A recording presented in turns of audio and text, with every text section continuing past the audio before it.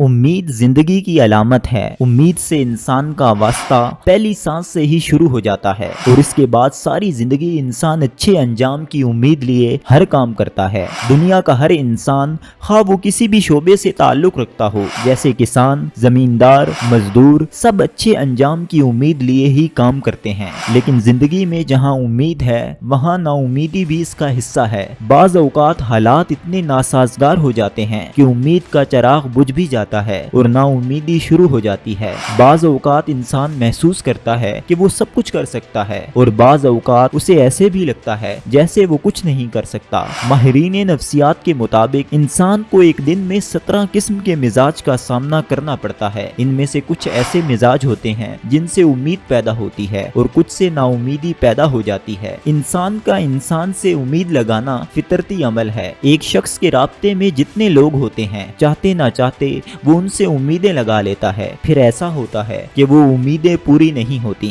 جب کسی انسان کی دوسروں سے لگائی ہوئی امیدیں پوری نہ ہوں تو وہ مایوسی کا شکار ہو جاتا ہے۔ جب امید ٹوٹتی ہے تب سمجھ آتی ہے کہ امید انسان سے نہیں بلکہ اس پاک ذات سے لگانی چاہیے جس نے پیدا کیا ہے۔ جہاں ایک طرف انسان کی انسان سے لگائی ہوئی امیدیں پوری نہیں ہوتی اور وہ مایوس ہوتا ہے، وہیں پر اللہ تعالیٰ فرماتا ہے میری رحمت سے نا امید نہ ہونا۔ اور رحمت کا مطلب حق نہ ہونے کے باوجود بھی حق سے زیادہ ملنا ہے۔ اگر حق ملے تو یہ انصاف ہے اور حق سے زیادہ ملے تو رحمت ہے، اور اسی کا وعدہ اللہ تعالیٰ نے کیا ہے۔ ہمیں چاہیے کہ ہم اللہ سے امید لگائیں، اس کی رحمت کا انتظار کریں اور اچھا گمان رکھیں۔ امید اور بہترین گمان کے حوالے سے رونڈا بائرن کی کتاب دی سیکرٹ کی فلسفی مشہور ہے کہ انسان جس طرح کا گمان کرتا ہے ویسے حالات بننا شروع ہو جاتے ہیں۔ اگر گمان اچھا ہو تو حالات اچھے ہوں گے اور اگر گمان اچھا نہ ہو تو حالات اچھے نہیں ہوں گے۔ اور ہمارا دین بھی ہمیں بہترین گمان،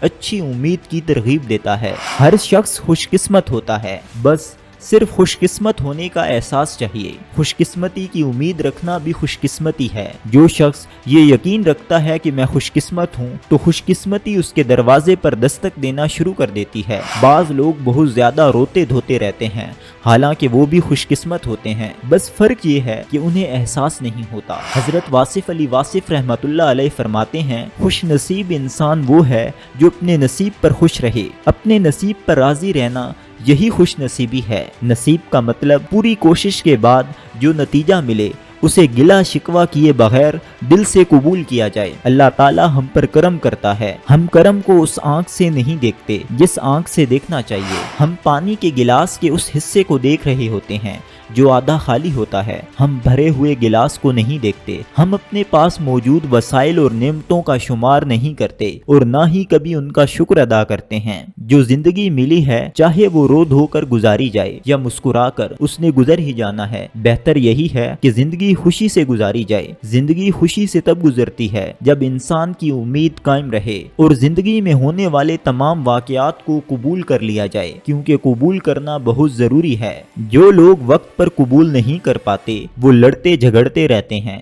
منفی رہتے ہیں اور کبھی سکون کی حالت میں نہیں رہتے۔ سکون کے لیے ضروری ہے کہ ہر قسم کے نتائج کو قبول کر لیا جائے۔ جو وقت پر نتائج قبول کرتا ہے وہ مثبت اور پر امید رہتا ہے، اور جو نتائج کو قبول نہیں کرتا وہ منفی اور نا امید ہو جاتا ہے۔ مثبت اور پر امید رہنے کے لیے ضروری ہے کہ اللہ تعالیٰ کے حضور سجدہ ریز ہوا جائے۔ سجدہ کرنے کا مطلب جو کچھ اللہ تعالیٰ نے عطا کیا اسے قبول کرنا ہے۔ ہم لوگ صرف جسم کا سجدہ کرتے ہیں، دل کا سجدہ نہیں کرتے۔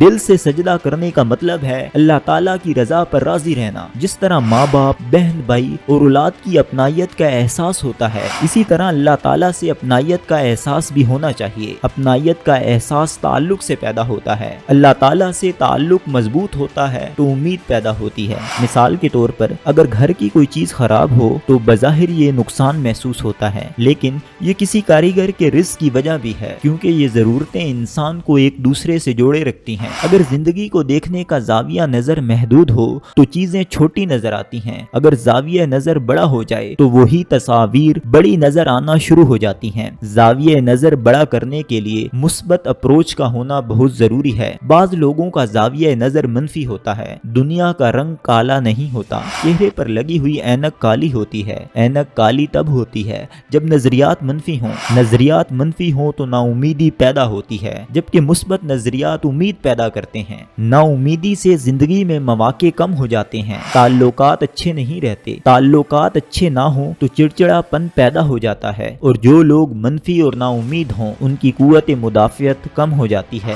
زیادہ عرصہ نا امید رہنے سے دماغی مسلز خراب ہو جاتے ہیں، ہر وقت غصے کی کیفیت رہتی ہے۔ نا امیدی سے بلڈ پریشر کی طرح مختلف بیماریوں کی شکایت ہونے لگتی ہے۔ نا امیدی شکر سے ختم ہوتی ہے۔ شکر اور امید کا گہرا تعلق ہے۔ شکر گزار لوگ امید والے ہوتے ہیں۔ امید انسان کی شخصیت کے گرد مثبت حالہ پیدا کرتی ہے۔ رونڈا بائرن کے مطابق جو شخص شکر ادا کرتا ہے اس کی سوچ مثبت ہو جاتی ہے، اس کی شعائیں مثبت ہو جاتی ہیں، اور جب شعائیں مثبت ہوں تو زندگی میں مواقع ملنا شروع ہو جاتے ہیں۔ بعض نظریات نا امیدی پیدا کرتے ہیں، جیسے پوری دنیا کو بدل ڈالنا۔ دوسروں کو بدلنے کی فکر پیدا ہی تب ہوتی ہے جب اپنے آپ کو بدلنے کے لیے حدود کا تعین نہ کیا جائے۔ اسٹیفن آرکوے کے مطابق وہ تمام لوگ جو حدود کا تعین کرتے ہیں وہ زیادہ خوش اور کامیاب ہوتے ہیں۔ انسان کے پاس وقت محدود ہے اور محدود وقت میں وہ محدود کام ہی کر سکتا ہے۔ وہ لوگ جن کا اٹھنا بیٹھنا نا امید لوگوں میں ہو